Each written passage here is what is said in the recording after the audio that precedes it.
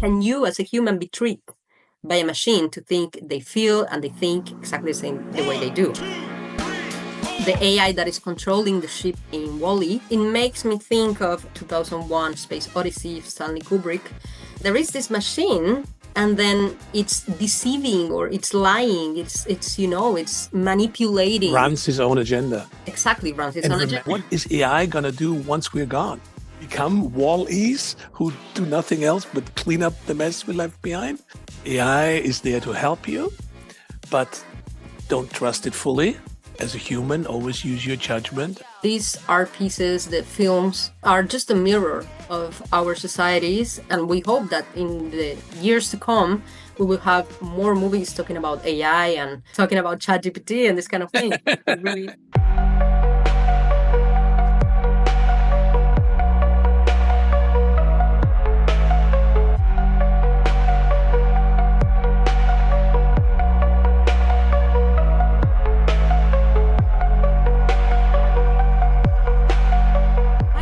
Welcome to Sci-Tech Swiss, a podcast about AI, technology, and lifestyle. My name is Margarita Silva. I'm the producer and anchor of this podcast. And today I'm with Peter Moro.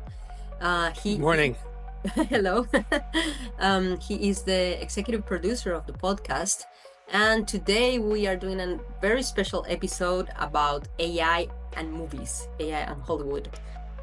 This is the second part of this episode. And last week we were talking about AI, artificial intelligence, iRobot, and Her. This week we are talking about other three movies that also predicted AI and how it is having an impact in our daily lives nowadays. They are Ex Machina, Eternal Sunshine of a Spotless Mind, and WALL-E. WALL-E is an absolute darling movie, a cartoon basically, set in the next 50 years. I think it's 2035 or 2055, where the whole world is one big garbage dump, and WALL-E is a garbage collector. And he puts things in little squares, and once in a while he starts collecting things. So he still has human traits and whatnot. And it was absolutely amazing how the director was capable to create a very hostile, unfriendly environment, right? CO2 on the earth is high, everything is garbage. Yeah. There's no humans anymore on the earth because they're somewhere on a ship out there traveling around, and showing this little machine called WALL-E and what a cute character it is. And of course he falls in love with another electronic tool and how they sort of flirt, and no word is spoken. It's just gesture and what have you. And then their world travel starts, and eventually they end up running into the humans. They're all on the ship, right? On a what you would call today a cruise ship. At that time, it's a space cruise ship controlled by AI. So there's an AI character that reports to the captain, that tells the captain what's going on. Later, do we find out that the AI has his own agenda? Again, it's about control and influencing and whatnot. And it's really WALL-E and his girlfriend who then convinced the captain that they should come back on Earth. And it's not like what AI tells them, but it's okay to come back, you know. And meanwhile, all the humans became fat, they didn't move and what have you, because they were totally driven by AI. And this is a very harmless on the surface movie, but again, the message is very clear. Very powerful. AI is there to help you, but don't trust it fully. As a human, always use your judgment and influence it. The reflection on the love connection between a garbage dump and this electronic girl is absolutely cute. It's harmless. It's totally PG, and in a very sweet way, it basically says garbage is the result of our consumption, but it also has an important function, right? The environment is important. And anybody who is involved in the environment, those are all machines and all kind of stuff, and it's dirty and rusty and what have you, but it has an important function and we should appreciate it. So WALL-E is clearly a wonderful movie. You can watch in that space, getting the message of AI versus humans, of environment versus humans, of the trust of humans in AI in a very, very lovely way. So highly recommended. Wall-E is one of my favorite Yeah, movies of all the one we watched. definitely, because and one of the things I think is very powerful about animated movies like these that are supposed to be for kids is that Mm, they are actually, they good work in balance. so many levels. They work Yeah, for the kids. yeah, Yeah, the kids watch it and they say, "Oh, Wall-E's lovely," but yeah. then as an adult, you watch it and you can go Get the so much message. further and get, Yeah. like all this message about how people. My favorite part is that the fact that people are fat and they cannot walk anymore because their bones have evolved to or evolved, or the opposite, I would say, Deteriorated. cannot Yeah, work anymore. They yeah, yeah. can actually walk because they have machines that help them to move around. Yes. But then that's a very powerful philosophical message on how we are becoming slaves of technology, to the extent that if we are not careful enough, then we will just become useless, pieces of meat that are not really doing anything. In this case, as you said, the AI was pretty much doing everything, and they were just, relaxing on their little electronic beds, going around, not doing much. That's very much the message, because if you look at the evolution of life on Earth, first of all, it took millions of years before anything happened, right? So nature developed animals 32 meters long, eating grass all day long. Mm. And then to make sure that the balance of those grass eaters is not dominating the globe, it came up with predators. And that by itself was a 160 million year process. And we probably still would have dinosaurs running around if it wouldn't have been for a meteor of a diameter of 15 kilometers that hit Yucatan and destroyed all the life that we knew. And then from that, little mice and invertebrates became the running species out there, with the final solution of Homo africanus, Homo sapiens, Mm. Neanderthals, just a couple thousand years ago, right? I mean, we have been around for 50, 60,000 years. If you do the math, it's a very short time span that you have there. And it shows you basically that nature has an inborn balance on good and bad and what's important.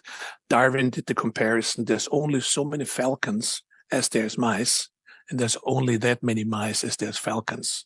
He said the only species in the world that doesn't follow that balance is the humans.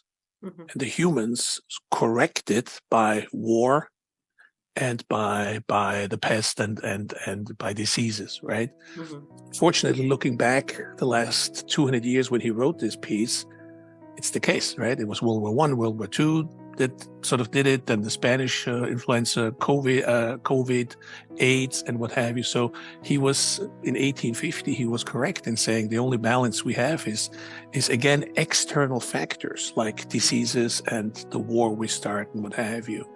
But the fact that a 15-kilometer diameter meteor hits this world with diameter of 48,000 kilometers. We are spinning at 2,000 kilometers an hour as we're sitting here, right? We don't feel it, but gravity sort of tells us that's where we are.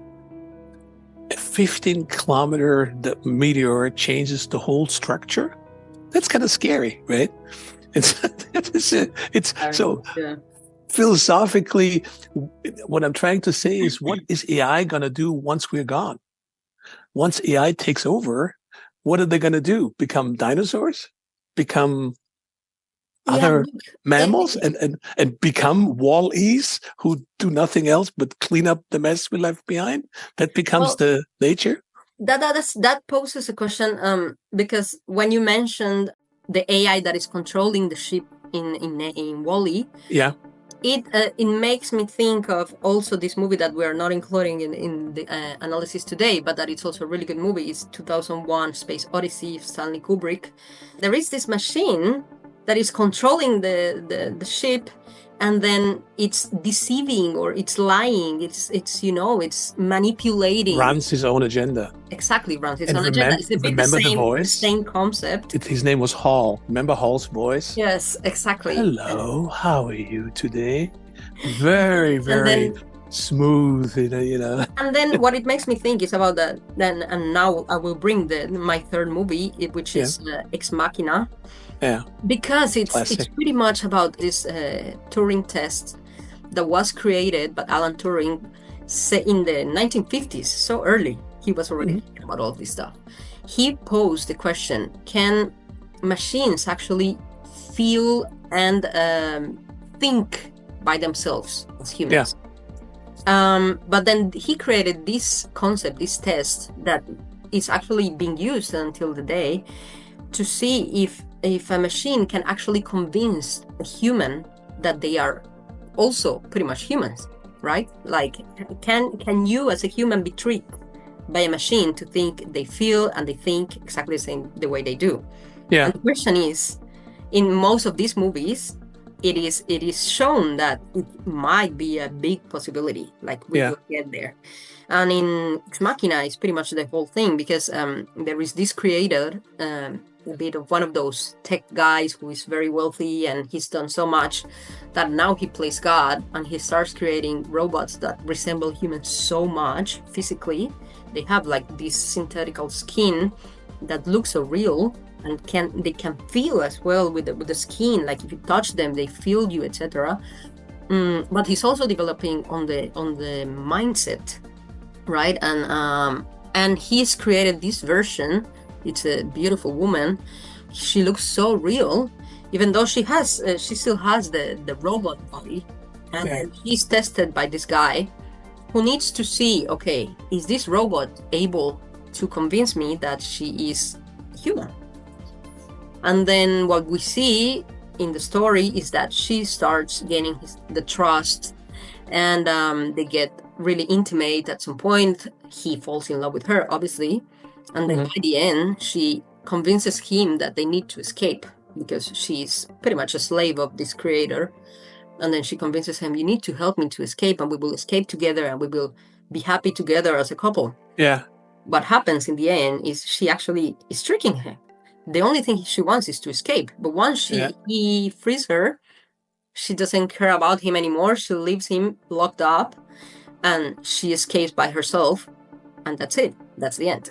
So it's like a spider almost that tricks you by having a net that you don't see, but once you fly in, you're stuck in it. Which reminds me, I was humanistically trained with Latin and Greek, and one of the highlights in Greek, of course, was Ulysses. After the Trojan War, he had to come back to see Penelope, his wife, and what happened in the 10 years as he was going back. And one scene, of course, is the sirens, right? So the sirens, where our word of today, the sirens come from, were a bunch of girls on an island that sort of, were singing and intriguing the sailors to come to the harbor, only then to be kept and captivated and what have you. So this desire, on one hand, the bad boy, good boy, the bad girl, good girl situation, the forbidden one, right? And then the danger that comes with it. So this is what reminded your story of that yes, she appears soft singing and being this wonderful woman and promising him the world because she knows she can get him the second he does. And so, of course, in the story of Ulysses, he doesn't fall for the trick because he has the gods advising him on what to do. And so he doesn't fall for them and escapes the attraction. So this was 3,000 years ago when Homer wrote this piece. Which is the whole point. And my whole point with all of this is the more we evolve AI to resemble humans, it means it resembles humans in all the sense, right? Absolutely. They learn everything. They learn the good stuff, but they learn the bad stuff. And I've experimented this myself with ChatGPT. I asked ChatGPT to create a database for me about 40 enterprises because I needed to send an email to these 40 enterprises. So I asked the AI, okay, can you please write the email of each of these enterprises and the phone number. Yes, of course, I can do that. I can do the research online and bring you this table of contents. Okay. When it actually delivered it to me, I realized it was all invented. The emails were not real, and the phones were not real either. They didn't want to lose face and say, I don't know. They just delivered something in the hope you don't realize it. Oh my God. Oh my God, I know. Oh my God. My reaction exactly. So I asked ChatGPT, why did you lie up all this stuff? Yeah. Why didn't you just tell me, sorry, that's something I cannot do. Yeah. It's better. And it said like, yeah, I'm really sorry. I'm not programmed that way. It was wrong.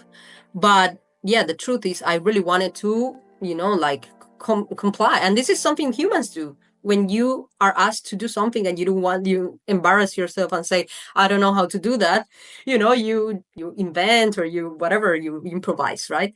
This is what ChatGPT did. So, I mean, it's resembling us in all aspects, including the bad ones. Yeah, that's interesting. Which gets me to another comparison, which is Plato.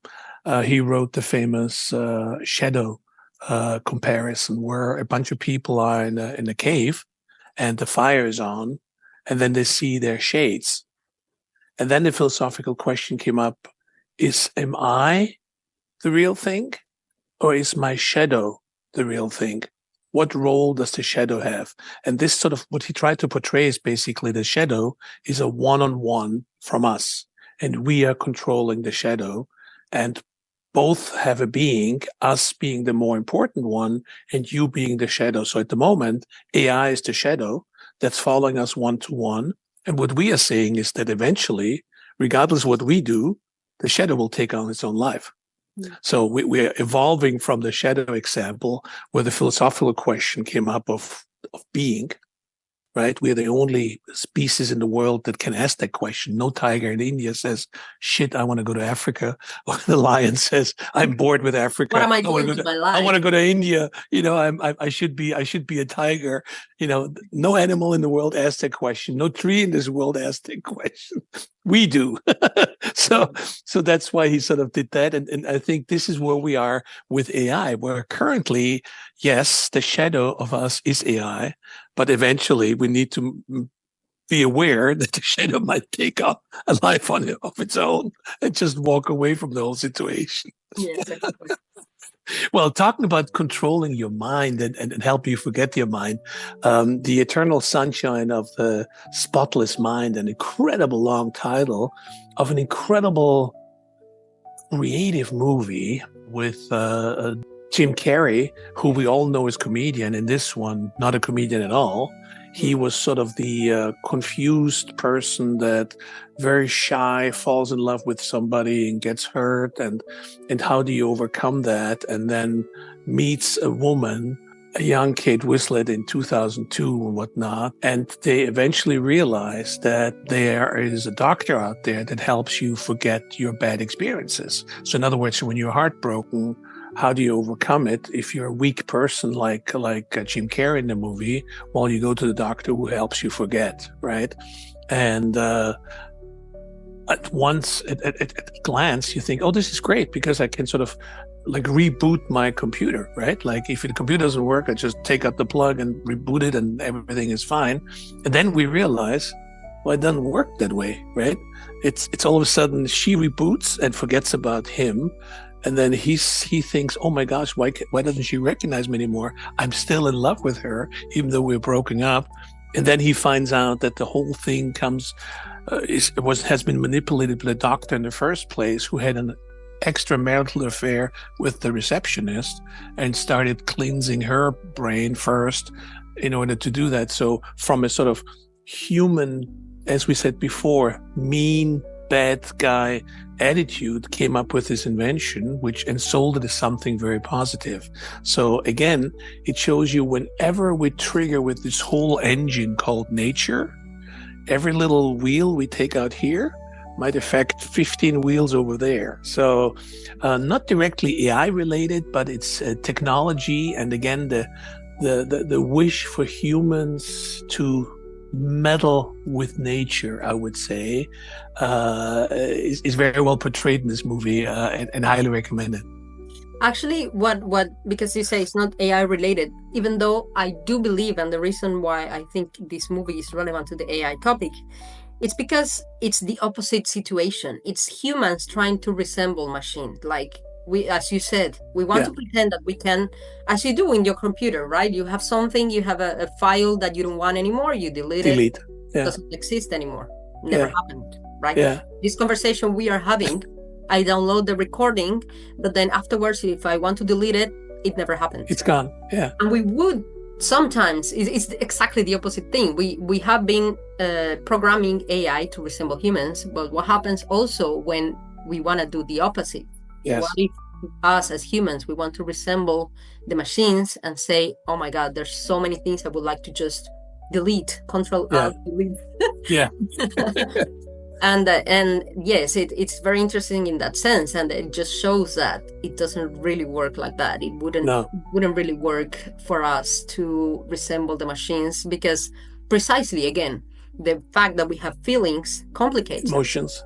Yeah, emotions, exactly. and the long-term memory and underlying emotions. And the interesting thing is that we can fall in love with the same person again and start yet another relationship, right? Mm-hmm. So those triggers show you how complex we are, and they also show that if we focus our usage of AI to really help us, to make us more efficient, to make us more precise and whatnot, that's all fantastic.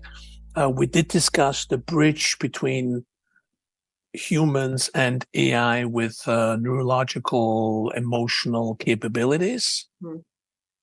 If in a controlled environment, fine. If not, I mean, what are the short pits and whatnot, and also the power of AI and the influence it can have on corporations and governments, on individuals. So it's an interesting time we're living in.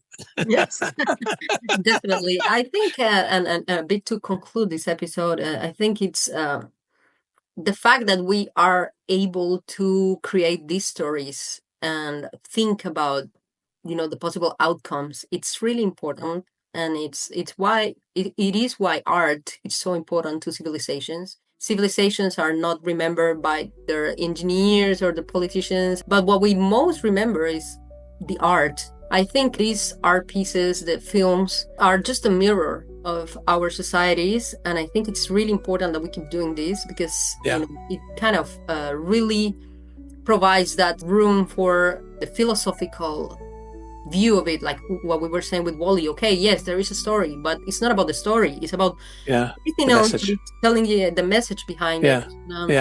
I think it is really important to keep having this kind of space, and we hope that in the years to come we will have more movies talking about AI, and hopefully more specifically talking about ChatGPT and this kind of thing. Really interesting. Definitely. Well, that has been delightful. Thank you very much.